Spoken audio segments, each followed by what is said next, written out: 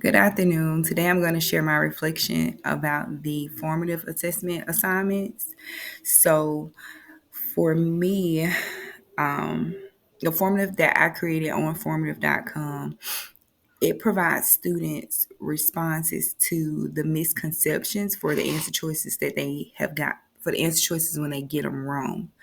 Um, it provides motivation and also tells the students that yes, this is a concept, but it also makes them think about other things and makes them think deeper or explore other options for those questions, which is great because um, when a student is told that they got something wrong, it can, depending on how you deliver it, it can um, it can stop them from wanting to learn or wanting to try and get it right. So the responses to the students that do get it wrong, I think is very motivational and inspiring for them to try to do their best. The data that's collected from the formative, from the daily exit tickets, um, that will be discussed the very next day during the hooks of the lessons, just to address um, any questions that students, struggle with as a whole, to address any questions that, students may, hey, I didn't quite understand, personally, to go over those results as well. So I'll be able to, um, adjust my teaching based off the data.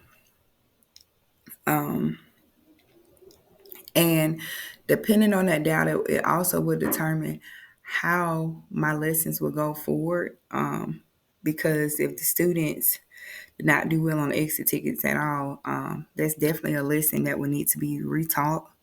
So I would have to go back to the drawing board and introduce that content, not in the same way, but in a different way, um, to try to help the students understand that content or concept. As far as me discussing my students' progress with them, that will be done the very next class period, with them discussing the test, which is really important. Most students want to know exactly what they got on their test once they finish a test.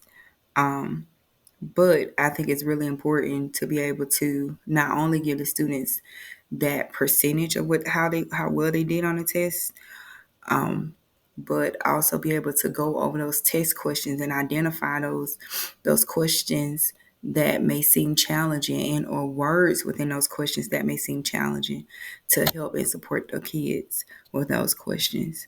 As far as reporting that information to parent, I will communicate that through phone call homes and letter homes, and through the parent portal, which is a which is an app that parents can download if they have access to cell phones, where they'll be able to see their students' test results in real time.